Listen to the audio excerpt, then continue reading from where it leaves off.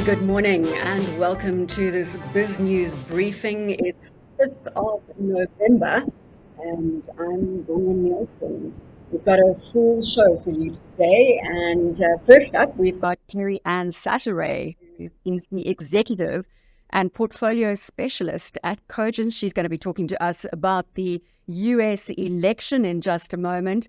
Once we've had that conversation with Kerri, we've got Iain Williamson, the CEO of Old Mutual Group, who will be joining us to talk about progress with Old Mutual Bank. And he's also going to give us an update on how he's feeling about the Government of National Unity and the positivity building in the South African space. Then we've got the Deputy Minister of Trade, Industry and Competition, Andrew Whitfield, and he's giving some insights into how the Department of Trade and Industry is really starting to help the small, medium entrepreneur business in South Africa. And then to top off the show, we've got Jean-Pierre Verster, who is the founder and CEO of Protea Capital Management. He's going to be giving us a market update as we get through to that last quarter of the show. But let's go straight into our guest this morning, Kerri-Ann Sattary. And Kerri-Ann, it's a US election day. It's a big day. We've been waiting for this for many months now. Give us a sense of how you feel this is going to pan out and how the markets are going to react. Yes, it certainly is a big day, Bronwyn. So thank you to be here with you this morning to unpack some of this. I think it's really important before we delve into the actual election specifics, and we're not here to speculate first and foremost, but it's really important to actually take a bit of stock of the US market as we currently see it today. You know, this year in particular, markets have really overreacted to some individual economic data points, and this has caused massive bouts of volatility in the system. But it's not necessarily justified by the fundamentals of what we view as a relatively stable US economy. So, you know, there's a lot of uncertainty at the moment, a lot of unknowns, but there is quite a lot of information that we do know. And the first and foremost, which is growth. Growth has been really defined against these hard landing bears. Those are the investors that are pricing in recession. And in fact, the Bureau of Economic Analysis in September actually released some data points which were really supportive of the growth in the US. We saw that they found an extra 300 billion in real GDP that was unaccounted for in the last few years. That's a huge quantum of money. To that end, there's also disposable income that was revised upwards, as well as savings rates were also revised upwards. And then most recently, we've had the job reports, which have come out and quelled concerns around the labor market. So all in all, Americans have been doing really well. They're earning, they're spending, and they're saving more than originally thought. So that's really supportive for long-term growth. But really importantly, if you actually unpack this growth, what is driving it? Well, the US has a large dominance of service consumption, and it's been like this for the last few decades. And that's a really important point in terms of creating a resilient economy, because service spend is a lot more predictable than goods spend. You know, we all know when times are tough, you don't buy, those extra products, but you don't stop going to the doctor. And then if we also look at this in terms of Kerri, the stock market. Before we go there, we didn't just need to. So do we, in the market space, do we just ignore the US election as noise? And whatever transpires will transpire. Just before we get into the broader US economy, is it noise in your view in terms of the election today? You know, it's certainly not just noise. It's a huge event risk that has massive implications on the economy in terms of whatever happens in the US has large ripple effects.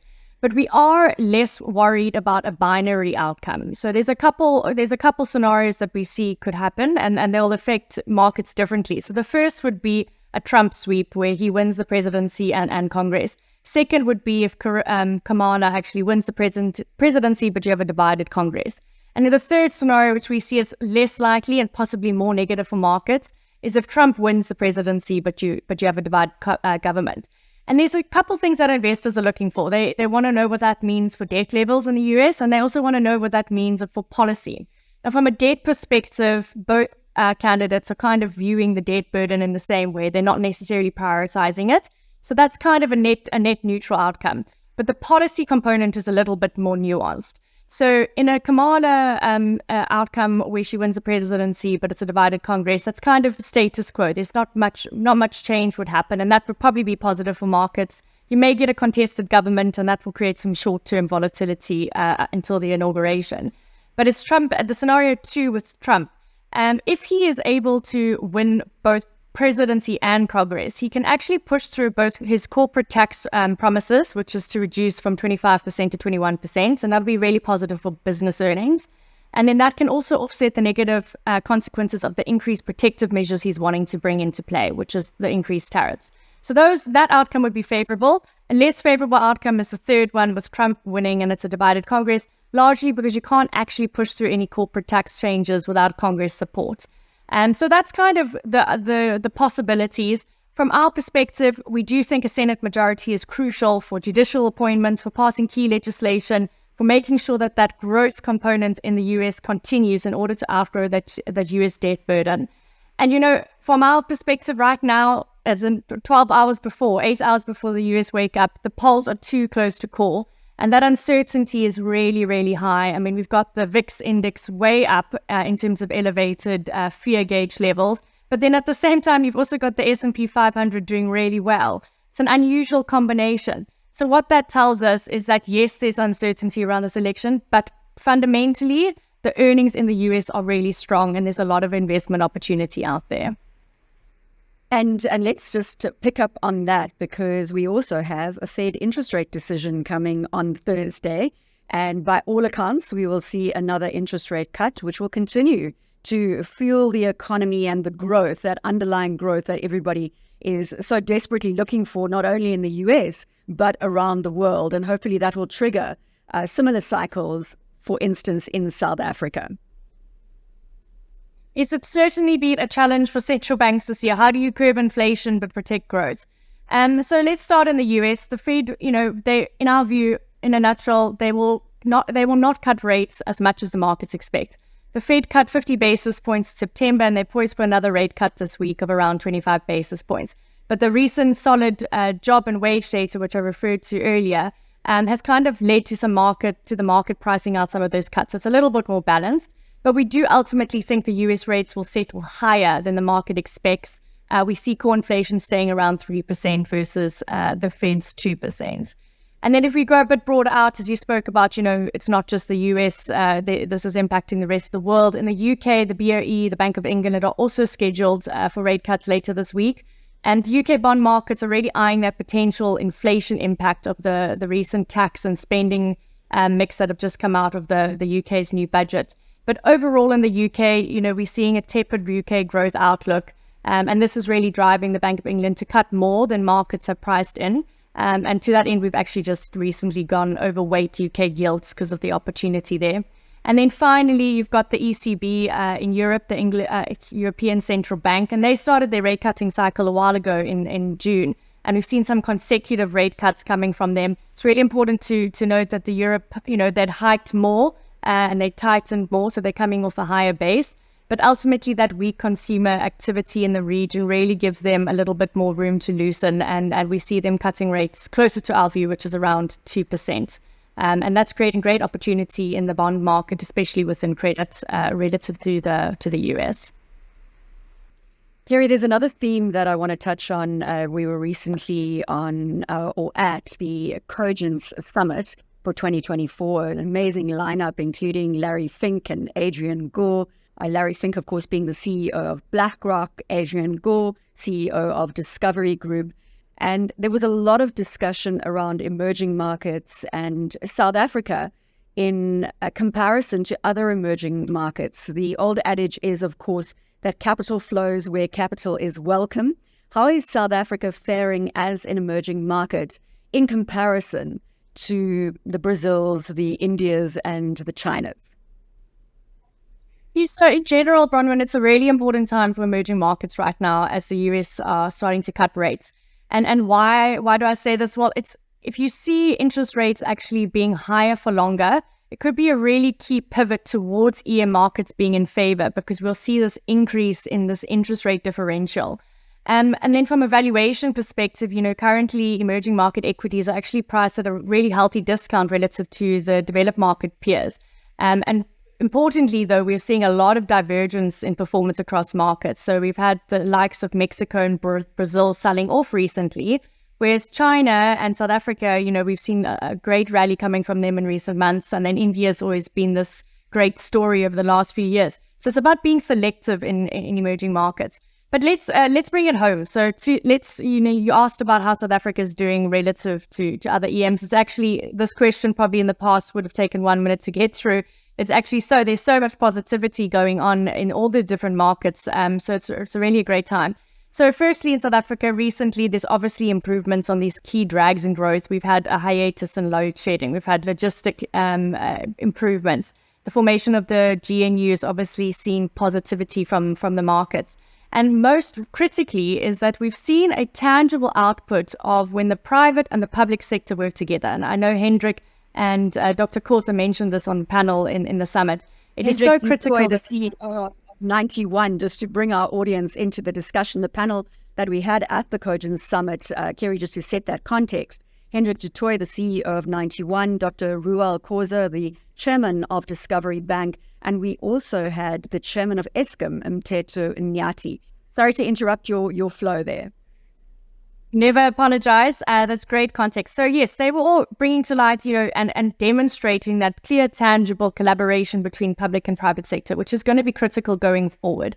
I think an important thing to measure what's a positive for South Africa right now is there have been some key EM markets that have performed really well in recent years, so Mexico and Vietnam. But they are actually a lot more vulnerable to a potential Trump presidency, given the percentage of exports to the US. So South Africa, we still will be impacted, but not necessarily to as great an extent of them. But I think the biggest challenge for South Africa today is in the economic space, it's growth. It's been reiterated in the recent midterm budget with Treasury lowering the growth expectations from 1.3% to 1.1%. And Treasury is obviously taking a more conservative approach. We don't want to be burnt as we have in the past, but ultimately we're very far behind where our EM peers are, and that's a key concern for South Africa. But I think the last thing I would say on that is how we're faring is, within the EM markets, there's undervalued opportunity within the equity space and within currency. And South Africa is definitely one of those markets where the valuation does seem to be supportive of the investment opportunity. So it's a really exciting time for South Africa. There's another theme that I want to bring to the fore. I see Iain Williamson is in the waiting room, CEO of Old Mutual Group, and we'll be chatting to him in just a moment. Again, just to remind the audience that will be on the update on Old Mutual Bank, which is set for launch in 2025. And we'll also be talking to Iain about the Government of National Unity and the positivity that is building within the South African space. But Kerry, a big theme at the Cogence Summit was, of course, longevity and the impact that it is having on retirement. And there was also this concept around health years versus wealth years. So into retirement, just to unpack that for our audience, it's about living healthier. Yes, it was definitely one of the pertinent themes that came out of the conference. I think, it's quite topical at the moment, these GLPs, these weight loss drugs, that have been on the market, the likes of Ozempic. And it's kind of brought this concept right to the forefront in terms of what's keeping everyone focused in the investment markets at the moment. Let's look at the reason GLPs have been brought onto the market. Obesity is an economy killer and it's a retirement challenge globally. We're seeing healthcare costing more and more for countries every year, and these costs are expected to balloon going forward. And the cost is twofold. Firstly, you've got a growing burden on the government in terms of funding healthcare, but secondly, it's actually creating less productive workforces. So the hopes are that these drugs such as Ozempic can actually extend life, not just be weight loss drugs, to help lower that burden on the government and create a more productive workforce. But this health conversation is so important when you look at the longevity conundrum that you've mentioned, that the world is facing, where people are living longer. And it's largely because of medical technology continuing to improve. An interesting statistic that came out of fun fact that came out of the summit was that the percentage of robot-led surgeries in 2023 in the US was a whopping 20%. So we're expecting this to continue and efficiencies to come through. But there is a big problem with the fact that everyone's living longer, is that they're also outliving their savings and up to about, it can be sometimes up to 10 years. And I think for us, we're always interested in investor psychology. And if you bring this back to, inherent human behavior, people are largely irrational when it comes to decision making. And we tend to display behavior like overconfidence or risk miscalculation. And there's also a term called hyperbolic discounting. Now, that means when you choose immediate rewards over larger later rewards. So if you bring that to the savings landscape, people are always like, we'll do that tomorrow. We'll worry about it tomorrow in the future. And the same thing impacts your health. People say, I'll sort it out later. But it is critical to be aware of your health and savings in terms of your actual overall retirement plan. It's not just about investment returns. And clients and investors actually have the ability to improve their health. There's controllable behaviors. You can drink less. You can stop smoking. You can prioritize your mental health. So for us, particularly at Cogence, we know that this is a huge problem. And we are really trying to solve for it by making investors think about it today and not waiting in 10, 15 years' time to deal with it. Let's go straight to our partners at Bloomberg and get an update on the US election. News when you want it with Bloomberg News Now. I'm Doug Krisner. The presidential candidates are making their final pitches ahead of Election Day. Here's Vice President Kamala Harris speaking in Pittsburgh, Pennsylvania. But let us do the work as we work toward this win of building up community and coalition and reminding everyone that we have so much more in common than what separates us. Let that be our goal. Meantime, former President Trump also spoke in Pittsburgh. That's all I ask. In conclusion, with your vote tomorrow, we are going to fire Kamala. We're going to save America. We will cut your taxes, end inflation, slash your prices, raise your wages, and bring thousands and thousands of factories back to America and back to the Commonwealth of Pennsylvania. Now, before the final votes are cast, Donald Trump has been raising more doubt about the integrity of the election and ramping up violent rhetoric as well. Journalist Bob Woodward from the Washington Post is warning of the danger he sees in returning the former president to the White House. My first interview with him was 35 years ago when he was a real estate king in New York City. And then, and even in interviews I did in the Oval Office with him when he was president, he's driven by instinct. He's got this idea that his instincts, what his gut feel is perfect. That's the way to go. Bob Woodward there of the Washington Post. The nation's top official for safeguarding election infrastructure called the spread of election fraud allegations irresponsible and corrosive to our democracy. Jen Easterly, the director of the Cybersecurity and Infrastructure Security Agency, said election officials are braced for disruptions throughout Election Day and in the days that follow. And she said results are not official until certified by chief election officials at the state level. In Maricopa County, Arizona, Sheriff Russ Skinner said his office will be ready for a safe election. We can't predict everything that's going to happen, but we have prepare, equip, and train our staff to make sure that we have a posture that will make sure that we are safe and secure. That was Russ Skinner, sheriff in Maricopa County, Arizona. The battle for control of U.S. Congress has already topped $10 billion as the two parties vie for power and influence over things like taxes, spending, and the president's agenda. Bloomberg's Amy Morris brings us a preview of the Senate races from Washington. Standing by now is Iain Williamson, who is the CEO of Old Mutual. Iain, thank you so much for your time. Really appreciate the opportunity to engage this morning. And welcome to BizNews Briefing. 5th of November, the US election is upon us. I suppose we have to just start there in terms of, have you been watching the news flow? I must be honest, I've put my head in the sand a little bit about this thing. The last I saw, it's neck and neck, and we wait and see what the outcome will be. I think it's the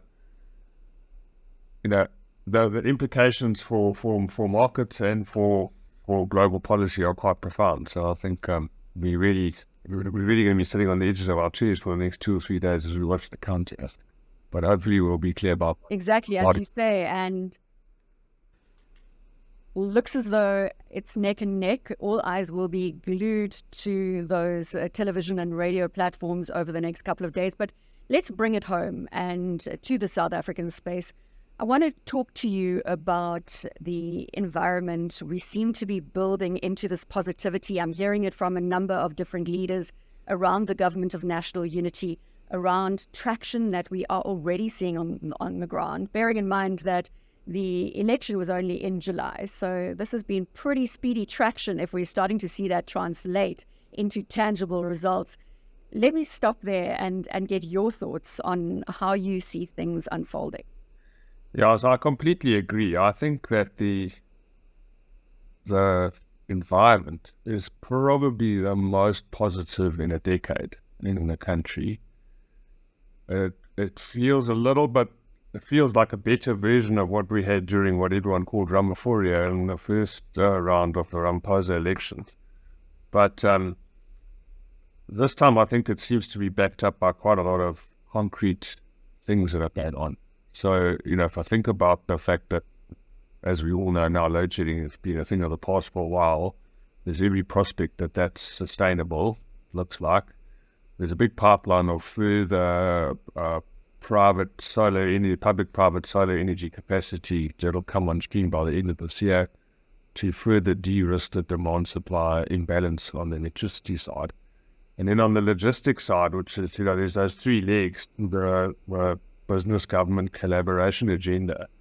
Eskom was one, the second one is the logistics area, and there I think again you're seeing some solid improvements in some critical areas. Some of the critical transnet parts are looking a bit better. I've heard a stat from somebody the other day that their pipeline of supply for the first time is the demand, the order book is very full.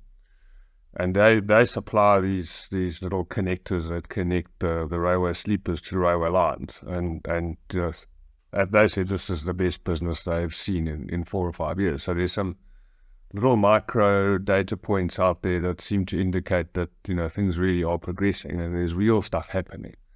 And then if I look at, there's been quite a bit of progress in the background on some of the climate corruption stuff as well. But what we really do need to start seeing, I think, to kind of close that circle is some slightly more progress on the prosecution side. So I think in all, that's all good. That's then, I think, further supported by the interest rate cycle turning, inflation coming down, the rate has strengthened, petrol prices have come down quite significantly, inflation's down, inflation expectations are down even more. Interest rate cycle started to turn. I would expect another rate cut in November, and that's all good for economic growth and the health of the consumer. So lots of reasons to be optimistic and a lot more positive than we've been in a while. So, and I think that mood is pervasive. Everyone I talk to is a lot more positive than they've been in a long, long time.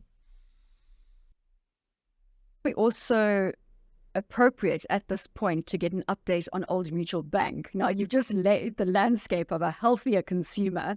So looking to 2025, if we continue to see that interest rate cycle coming down and the consumer getting more and more buoyant, it's really going to lay a positive environment for the launch of Old Mutual Bank. Can you give us any updates on that side, Iain? Yeah, absolutely. So we've had a team hard at work building the infrastructure for the bank for the last 2.5 years. That's now finished. So we have the infrastructure required to run and support the bank from a technology perspective, call center technology, core banking systems, all that sort of good stuff. We're really excited about what the guys have produced. We've got a fabulous app that'll go live in the new year. What we now need to finish off is the constitution of both the board to oversee that company and the executive team to run the company with appropriate skills that the regulator is comfortable with from a banking skills perspective.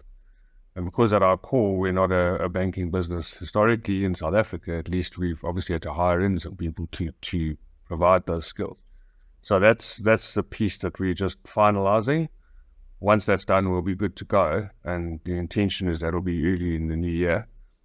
As you say, I think landing in a relatively positive environment, but equally into a very competitive space. So, we're not doing this with our eyes closed. We know what we're up against.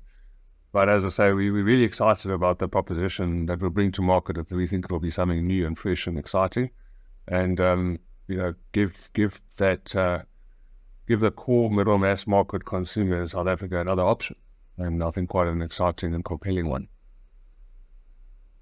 So we're just waiting for checks and balances, if I hear you correctly, from the regulatory environment, but you as Old Mutual ready to go as soon as you get the green light. Yep, we are ready to go. Absolutely. While we're talking about positivity and building momentum, let's also look to the G20 presidency, which is going to take place next year on South African soil. And when I talk about the presidency, obviously we're taking that over from December, but the summit itself will happen in South Africa. This is going to be an event unlike any other that we've seen on South African soil. The G20, Iain, are you excited about this?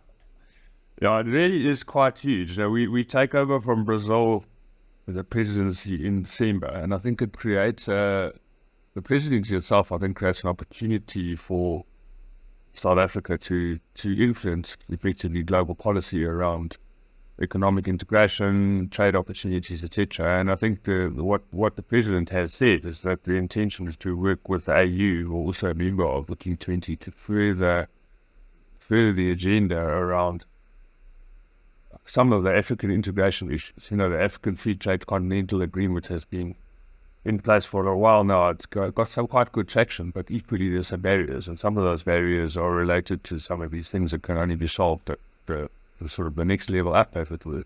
So there's an opportunity, I think, in this G20 positioning to progress some of that agenda. The summit itself is a huge opportunity for South Africa to showcase, business opportunity, business capability, particularly for businesses that are involved in things like import, export, logistics, etc. Some of the more complex trade type issues.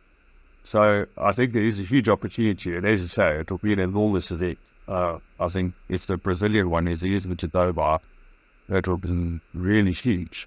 And I think the hotels in Joburg will be doing a roaring trades for that period of time. So, very exciting, and I think really looking forward to that. Iain, thank you so much for your time. Really appreciate you joining us this morning and fitting us into your pressurized diary. We look forward to engaging as Old Mutual Bank comes to reality in 2025. As long as you keep me on the hot list in terms of that news flow, we'll be very happy here at the BizNews community. So Iain Williamson, thank you very much for your time, sir, is the CEO of Old Mutual Group, joining us here on BizNews. Now let's dip into an interview that I did yesterday with the Deputy Minister of Trade, Industry and Competition, Andrew Whitfield. And the focus in this discussion was very much around what the Department of Trade and Industry is really doing for small, medium businesses in South Africa, and how we can tap into what they are building as they try and drive economic growth within the country. Let's take a look. Thank you very much for having me, Bronwyn. We met just shortly after our trip to Washington on AGOA, and perhaps let me start with that and say that there's been a tremendous effort by the Government of National Unity to rebuild and reset that relationship. Minister Parks-Tau and I were in Washington at the end of June, beginning of July this year. And then on the sidelines of the United Nations General Assembly, President Ramaphosa and the full GNU team were out there making sure that we keep that relationship building exercise front and center. There were trips down to Washington from Minister Lamola as well as Minister Tau during September as well, which is, I think, significant given the importance of the relationship in the United States and given the the focus on resetting that relationship, that there has been such emphasis over the last 4 months of the GNU, making sure that we keep that relationship on track. There's obviously a big election taking place this week, and we need to bear in mind that there may be implications. But I think that on both sides of the House and Congress, there's been a lot of work done by the GNU, both houses of Congress, both sides of the House, and making sure that South Africa remains front and center insofar as Africa is concerned and the African Continental Free Trade Area. And so I'm excited about the prospects to strengthen the relationship, and very, very excited, Bronwyn, just to say that the key outcome of that visit was the reestablishment of the Trade and Investment Framework Agreement, which is a bilateral platform for South Africa and the United States to engage. I think in the context of what's happening, or what may happen, it's important that there is a strengthening of the bilateral relationship between our two countries and not just within the context of AGOA. So, Deputy Minister, there are a lot of people who are watching this conversation who are small businesses, medium enterprises, large businesses as well, certainly farmers. What does it all mean for them at the end of the day? If we really break it down, for the man and the woman on the ground in South Africa, how does what you are doing, the work that you are doing as the Department of Trade and Industry, going to further the agenda to grow South Africa's economy through these businesses? So our mission is to make it easier for businesses to grow and to create jobs and for people to be able to keep those jobs, right? If I was to simplify it right down to those basics, that is what it is. We need to become a much more accessible and responsive government. I'm very pleased at what the work we've been doing insofar as interfacing with the private sector, making sure that we create platforms to engage with industry.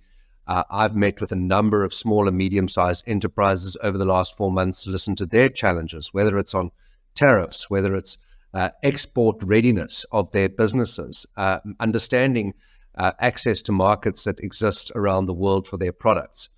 There's a huge amount of work being done inside the department to make sure that we communicate the opportunities that are available. Many South African businesses are not aware of the extent to which DTIC provides support insofar as not just incentives, but training and development, for example, on the export readiness side. There are specific programs where the department can assist. But I think generally what we are trying to do is to make sure that market sentiment remains positive, not just abroad, but here domestically as well. There's been a lot of effort and energy outside of the DTIC within the broader GNU and making sure that our energy supply is stable and secure, making sure that we focus on our logistics environment, freight specifically on the rail side, and then our ports as a key piece of enabling infrastructure. And the DTIC, Bronwyn, I think what is significant to your viewers is that for the first time, I think in a very long time, the Department of Trade and Industry is now the chair of the economics cluster within government. And that's important because we are the policy nexus or the economic policy nexus of government, and we're able to then coordinate and give a sense of urgency to all other departments within government that we need to stay on track with the economic reform agenda, which is well underway. The one thing that we are not shifting, Deputy Minister, is the level of unemployment in South Africa. In fact, it's going in the wrong direction. Is this a key focus at every engagement that you have, whether it is with public or private sector players? Well, there is absolute consensus within the government of national unity, and I think broadly in society and across business, is that if the GNU cannot move the needle on growth and jobs, Bronwyn, then we will have failed. And so the conversation is very much focused on how do we create jobs by making the difficult decisions required in order to achieve growth and to look into the future. I think one of the things that we do because of our past in the country is that we don't look far enough in the future. We need to be bold and ambitious about what lies ahead in the future. And we need to be honest about where we can be competitive as an economy. We have a tremendous amount of resources that we need to deploy more efficiently and strategically to get better returns on growth and jobs. That is something that I am very exercised with in making sure that we identify those opportunities, some low-hanging fruit, whether it's in process or the actual allocation of financial incentives. How do we structure our economy to create that inclusive growth and job creation? Absolutely critical. I'm particularly passionate, Bronwyn, about the global business services sector, for example, where the master plan has a target of 500,000 jobs, I think, by 2035. We're currently in the region of 140, 150,000 jobs, if I'm not mistaken. And there's huge scope for growth. Broadly in the services sector, South Africa has huge scope to export our services all over the world. And as an emerging economy that is the gateway into the African continental free trade area, we are incredibly well positioned on that front. So I'm very positive about the way that things are shaping up. And I want to also just say that I think that the great frustration is that nothing happens as quickly as we'd like it to. And it is going to take some time to turn the ship around, but the ship is turning in the right direction. And there's a lot of effort and emphasis in making sure we make the right decisions for growth and jobs.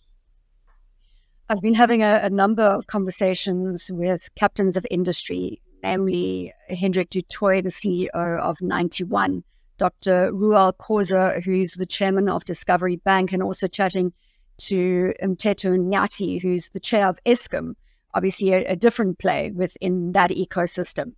But the overall sentiment is that private and public sector engagement is on an upward trajectory beyond anything that we have seen before. Can you confirm that from your vista in public sector? Yes, absolutely, I can. I can tell you that I've never been so busy in my life, having arranged different meetings, Bronwyn, and many of those meetings, whether they are with the private sector or just government to government, the conversation is very much focused about how do we partner with the private sector to unlock opportunities by sharing our experiences, our skills, our talents, and collaborating towards inclusive growth and jobs, 100%. The minister has been very publicly outspoken about this as well, which I think is very important, not just for sentiment, but that actually is finding expression within government. I think, Operation Vulindlela and other interventions through the presidency have yielded very positive results. And when we were in London with Hendrik du Toit and other captains of financial industry, we were absolutely just incredibly well received. So there is that positive sentiment, and I think that sentiment is founded on. It's not just sentiment based on sentiment and good feels. This is sentiment that is based on a genuine commitment to collaborate with the private sector in order to unlock those growth opportunities. So my experience so far has been, while not perfect and not where we would like it to be, it is absolutely moving in the right direction. And the critical thing will be the difficult decisions that are required. And I think you can see from the medium-term budget policy statement that this is a government prepared to make difficult decisions in the short term to build a sustainable pathway to growth and job creation in the medium to long term. Just in close, I was considering your position before I engaged in this discussion. And I know that when I wake up on a Monday morning or a Tuesday morning and I look at my diary and it's jam-packed, it just seems almost impossible to navigate. And I thought, well, let me just put myself in the Deputy Minister's shoes of trade, industry and competition for a moment. How do you personally feel you could navigate this? For me, in my little world, it seems absolutely overbearing at times.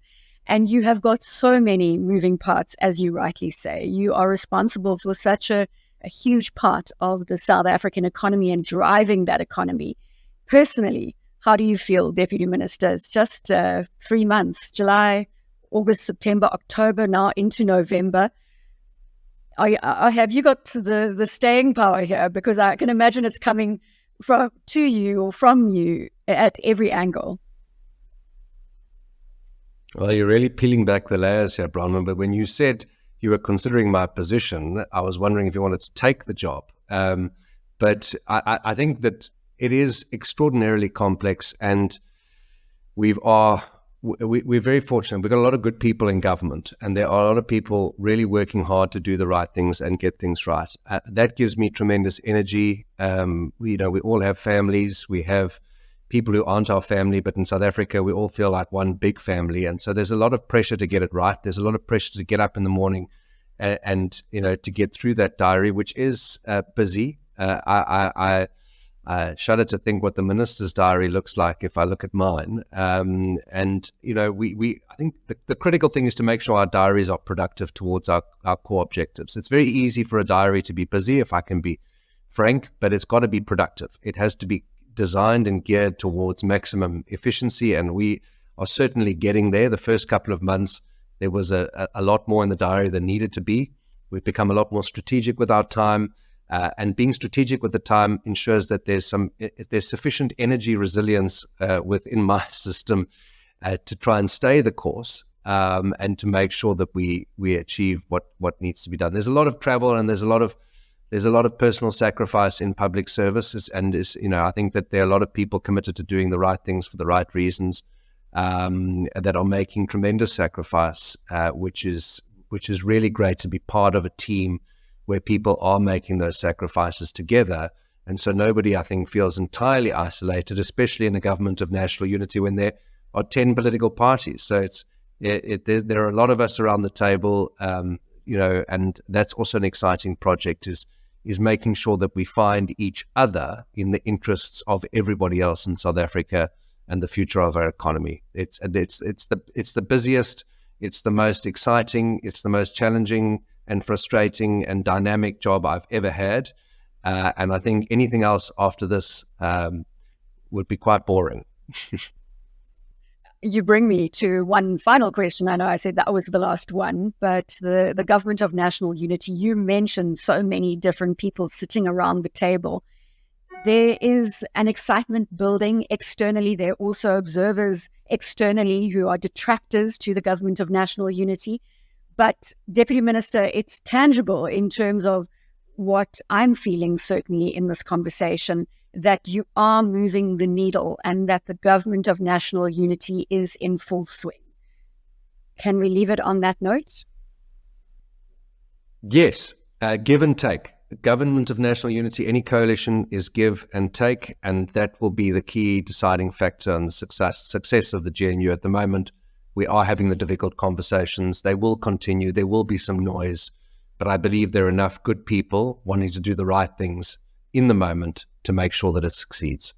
Deputy Minister of Trade and Industry and Competition, Andrew Whitfield, joining us on BizNews. For more on that full interview, you can go to biznews.com. With me now is Jean-Pierre Verster, who is the CEO and founder of Protea Capital Management. Jean-Pierre, thank you so much. Great to have you with us. And just getting a sense, we've been talking about the US election today. Give me a sense of what you are going to be focusing on and how you expect this to disrupt markets. Morning, Bronwyn. Yes, quite an auspicious day. It's been interesting the last few days. Global markets have not seen a lot of volatility. So it might be the calm before the storm. All the polls are showing it's on a knife's edge between the two candidates. It might be on a knife's edge in terms of the popular vote, but there are a few betting markets that are showing that Trump is the probable winner, but not by a large margin. So typically in markets, we never know what's going to happen next. We play the probabilities. So we're not doing much. Our portfolios are well structured. I don't know who's going to win, and you'll need to wait and see. The one thing that is clear is that whichever candidate wins, the expectation is it might lead to more spending, which means interest rates could go higher and the dollar could weaken. But other than that, it doesn't seem like such a possible binary outcome as it was with the election the last time Trump won.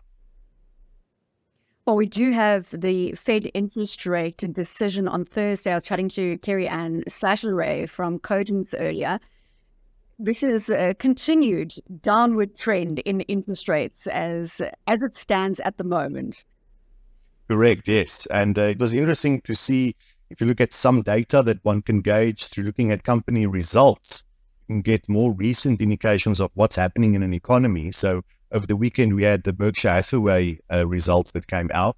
It was very interesting that in the commentary, they mentioned that all the retail companies that they own, and therefore they can see the budgets on a real-time basis and what's happening, have seen negative earnings growth and negative revenue growth.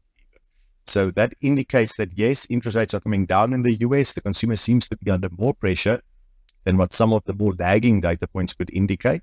And that's why you have this push and pull, where weakness in the US, so you might see the Fed cut, you might see interest rates come lower. But on the other end, from a political and fiscal point of view, it seems like a lot of spending is around the corner. So it's going to be very interesting in the coming year to see who's going to win out, the monetary authorities who want to cut rates, or the fiscal authorities who are going to spend so much that maybe that would lead to higher rates.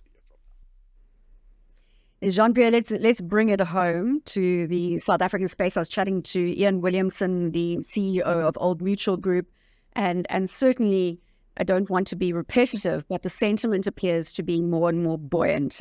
Alec Hogg was talking to Sean Summers yesterday. From a Pick and Pay perspective, they've just done a great deal with FNE and eBucks. So corporate South Africa seems to be roaring ahead, and positivity is the order of the day. Are you buying into that positivity? We had been buying earlier this year when there was a lot of uncertainty regarding the election. And it's very interesting if you look at the share prices of most domestically focused companies, the share prices have done particularly well over the last year.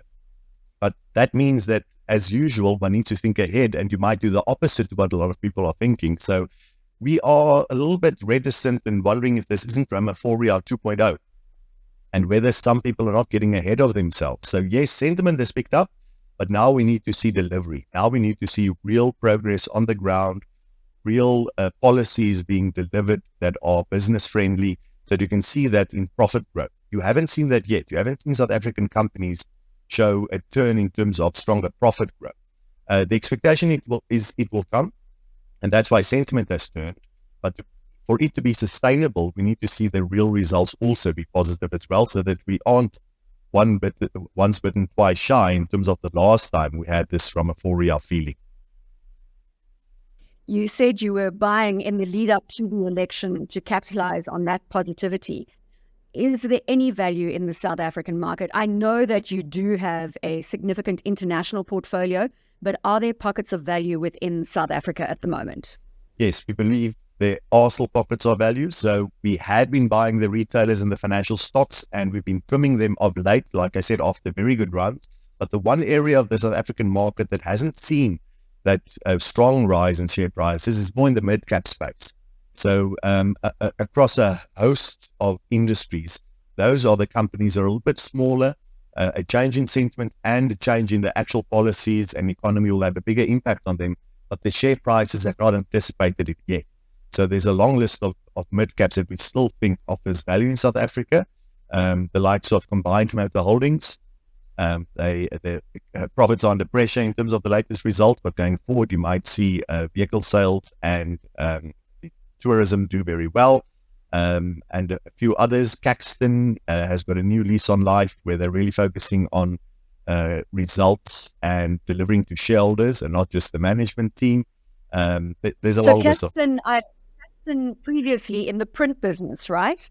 Correct, yes. So now you to servicing companies' interim and full year results?